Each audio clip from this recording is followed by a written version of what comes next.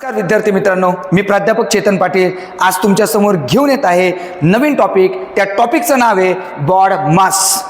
Bond मास हा topic आपण अभ्यासताना मी ज्यावेळेस विद्यार्थ्यांना मार्गदर्शन करतो तर मार्गदर्शन करत असताना मला एक गोष्ट प्रामुख्याने लक्षात आली की ज्यावेळेस मुलं सिम्प्लिफिकेशनच्या स्टेप करतात तर सिम्प्लिफिकेशनच्या स्टेप करताना त्यांना अवघड जातात, कारण ते बॉडमस रूल फॉलो करत नाही। जर त्या विद्यार्थ्यांनी बॉडमस रूल जर फॉलो केला तर त्या विद्यार्थ्यांना स्टेप सोप्या जातील आणि त्यांचं एक्झाम्पलचं उत्तर हे अचूक येईल।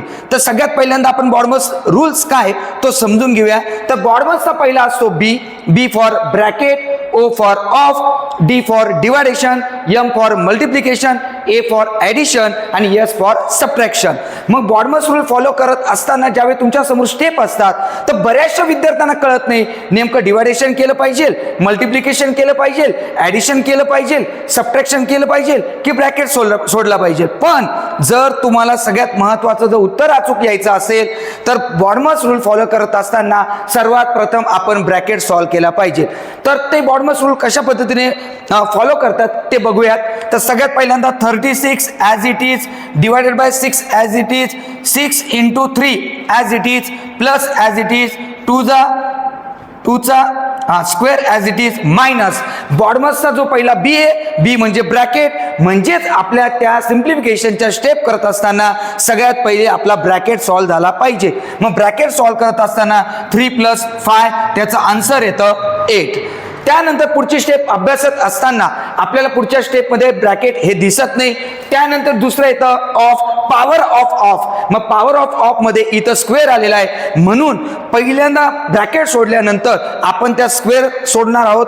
मग 36 डिवायडेड बाय 6 into 3 प्लस 2चा स्क्वेअर येतो 4 मायनस 8। त्यानंतर बी फॉर ब्रॅकेट झाला, ओ फॉर ऑफ झाला। त्यानंतर डिवायडेशन आपण जर नंतर नेक्स्ट स्टेप बघितली तर नेक्स्ट स्टेपमध्ये डिवायडेशन आलेलं आहे, म्हणून आपण पहिले डिवायडेशनच सॉल्व करणार। मग 36 डिवायडेड बाय 6 त्याचं आन्सर येतं 6 मल्टिप्लाय बाय 3 प्लस 4 मायनस 8। त्यानंतर पहिल्या स्टेपमध्ये ब्रॅकेट सॉल्व केला, दुसऱ्या स्टेपमध्ये पॉवर ऑफ ऑफ सॉल्व केला, तिसऱ्या स्टेपमध्ये डिवायडेशन सॉल्व केला आणि आता फोर्थ स्टेप जी आहे त्याच्यामध्ये आपण मल्टिप्लिकेशन सॉल्व करू।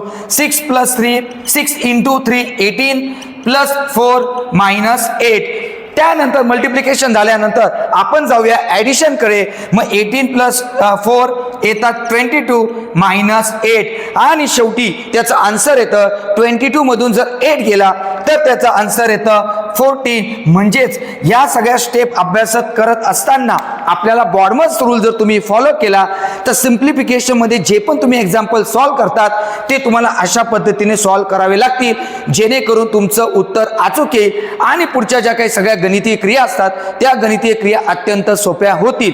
हा जर तुम्ही व्हिडिओ नक्की अभ्यासा। हा व्हिडिओ अभ्यासत असताना तुम्हाला जे काही सिम्प्लिफिकेशन मध्ये जे काही प्रॉब्लेम्स येतात ते प्रॉब्लेम 100% दूर होतील याची मला खात्री आहे। धन्यवाद।